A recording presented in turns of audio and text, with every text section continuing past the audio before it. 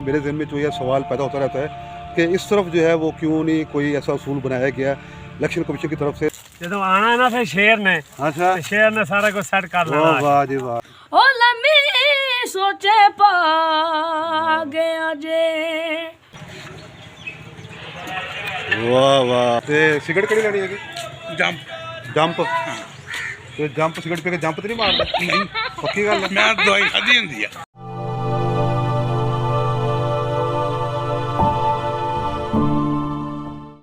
अस्सलाम वालेकुम नाज़रीन, मैं हूँ बाहिम्मत पाकिस्तान से नेम और रहमान। उम्मीद है आप सब खैरियत से होंगे। हमारे जहनों में ख़ास तौर पर मेरे जहन में जो यह सवाल पैदा होता रहता है कि इस तरफ जो है वो क्यों नहीं कोई ऐसा असूल बनाया गया इलेक्शन कमीशन की तरफ से। तो वो मैं आपको ज़रा बताता हूँ। पहले मैं ज़रा किन्नू दो तोड़ लूँ। तो किन्नू भी साथ साथ खाते हैं और साथ साथ मैं आपको बताता भी हूँ वो क्या बात है। मेरे साथ रहना है आपको।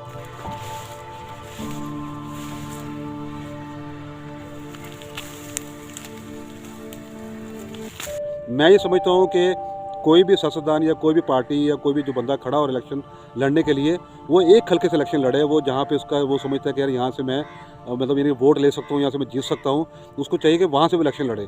लेकिन वो जो है वो एक समझते हैं कि बस उन्होंने जो है एक बना लिया कि हमने 9-10 हल्कों से खड़े होना है, ज़ाहिर है एक सीट जो है वो रखेंगे, बाकी जो है वो छोड़ देंगे और दोबारा उस पर जो है ज़मीनी इलेक्शन होंगे और दोबारा जो है पैसा बर्बाद होगा। इस पर इलेक्शन कमीशन को सोचना चाहिए, इस पर हमारे रियासती इदारों को सोचना चाहिए कि ये जो खर्चा होने जा रहा है कि ये खर्चे का हिसाब किताब कौन देगा। पैसे तो मेरे और सबकी जेबों, हमारे कौम की जो हमारे अवाम की जेबों से पैसा जा रहा है, तो इसका कोई हिसाब किताब नहीं है। मतलब जिसका दिल चाहे वो 9 हल्कों से खड़ा हो गया और बाद में जो है एक सीट उसने रख ली, बाकी 9 हल्के उसने छोड़ दिए और वहाँ पे दोबारा इलेक्शन कराए जाएंगे। तो ये मैं समझता हूँ कि ये पैसे का ज़िया है, इसमें भी कोई कानून बनाना चाहिए। तो आप क्या समझते हैं कि ये बात मैंने जो की है इस पर आप कितना मुत्तफ़िक़ हैं? तो अपनी राय ज़रूर कमेंट में दीजिएगा। तो नाज़रीन आगे बढ़ते हैं ब्लॉग की तरफ।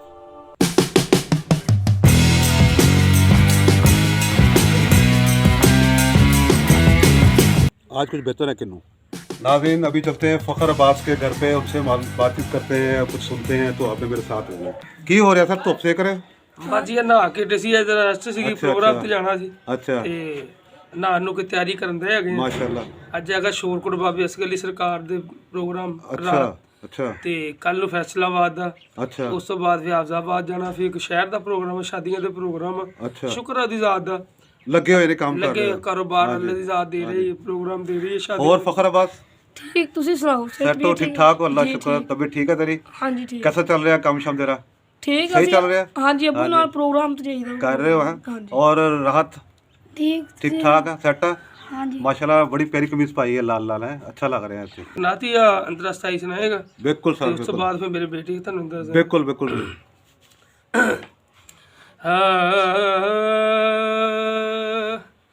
याद नबी का गुलशन महका महका लगता है, याद नबी का गुलशन महका महका लगता है। फखर साहब कुछ सोचो कि सुना रहे हो? पंजाबी सॉन्ग सुनाओ। लाओ जी लाओ सुनाओ। प्यार चन माही दा ओ लम्मी सोचे पा गया जे, वाह वाह। प्यार चन माही दा ओ लम्मी सोचे पा गया जे, निद्रा गया जे, राग सीने ला गया जे, ओ लम्मी सोचे पा गया जे, प्यार चन माही दा ओ लम्मी सोचे पा गया जे। वाह वाह वाह वाह जी। राहत साहब तुसी कुछ सुनाओ जी। तू की जाने सारी शकदी क्यों करना है वड्याइयां, हाँ तू की जाने सारी शकदी क्यों करना है वड्याइयां। ओए होए होए होए होए, वाह वाह वाह। की हाल चाल? आज घरों बाहर निकले हैं फिर हैं? ਮੈਂ ਕਿਦਾਂ ਲੈਣਾ हैं? ਦੁਕਾਨ ਗਿਆ ਨਮਾਜ਼ ਪੜ੍ਹਨ ਅੱਛਾ ਮੈਂ ਕਿਹਾ ਬੈਠਾ ਮੈਂ ਲੈ ਕੇ ਜਾਉਂ ਕੀ ਲੈਣਾ ਸੀਗਾ ਸੀਰਾਂ ਦੇ ਸਿਗਰ ਸਮੋਸੇ ਸੀਰਾਂ ਖਿਲਾਵਾ ਦੇ ਵੀ ਜਾਏ ਹਾਂ ਸਮੋਸੇ ਖਿਲਾਵਾ ਸਮੋਸੇ ਨਹੀਂ ਖਾਣੇ ਕਿਉਂ ਮੈਂ ਸੀਰਾਂ ਦੇ ਪਿੱਛੇ ਪੈ ਸਮੋਸੇ ਆਏ ਮੈਨੂੰ ਬੰਦ ਕੀਤੇ ਡਾਕਟਰ ਨੇ ਕਿਉਂ? ਅਟੈਕ ਹੋ ਗਿਆ ਬਲੱਡ ਵੱਧ ਗਿਆ ਅੱਛਾ ਮੈਂ ਤੈਨੂੰ ਗਲਤ ਨਹੀਂ ਕਿਹਾ ਹਾਂ। ਤੇਰੇ ਕਾਹਤੋਂ ਪੈਸੇ ਲਵਾ ਤੂੰ ਮੈਨੂੰ ਸੀਰਾਂ ਦੇ ਪੈਸੇ ਦੇ ਤੂੰ ਇੱਕ ਤਾਂ ਸਮੋਸਾ ਖਾ ਲੈ ਇੱਕ ਦੇ ਦੇ, ਆ ਜਾ ਇੱਕ ਸਮੋਸਾ ਹਾਂ ਸਮੋਸਾ ਨਹੀਂ ਕੀ ਯਾਰ ਇੱਕ ਸਮੋਸਾ ਵਾਹ ਵਾਹ ਹੈ ਬਿਹਤਰੀਨ ਕਿੱਦਾਂ ਮਿਰਚਾਂ ਘੱਟ ਹੈਗੀਆਂ ਜ਼ਿਆਦਾ ਸਹੀ ਆ ਖੱਟਾ ਮਜ਼ੇਦਾਰ ਮਜ਼ੇਦਾਰ ਆ? ਵਾਹ ਵਾਹ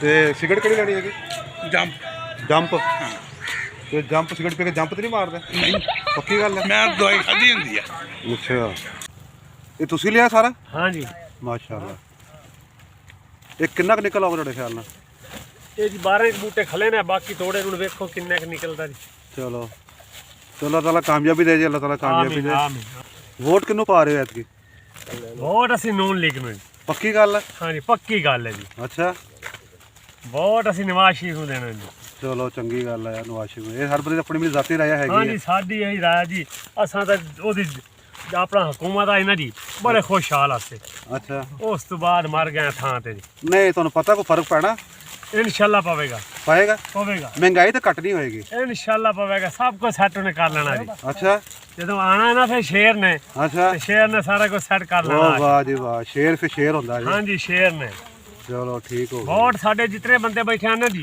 सारे नून लीग दें जी सब नून लिख रहे हैं इंशाल्लाह जी नाज़रीन ये था आज का मुख्तसर सा व्लॉग तो मिलते हैं नए प्रोग्राम के साथ बाहर में पक्का सब्सक्राइब कर दें और लाइक ज़रूर किया करें वीडियो को शेयर भी किया करें आपके लिए बड़ी मेहनत से जो है व्लॉग बनाए जाते हैं बहुत अच्छी बात की है। तो मिलते हैं नए प्रोग्राम के साथ अल्लाह हाफ़िज़।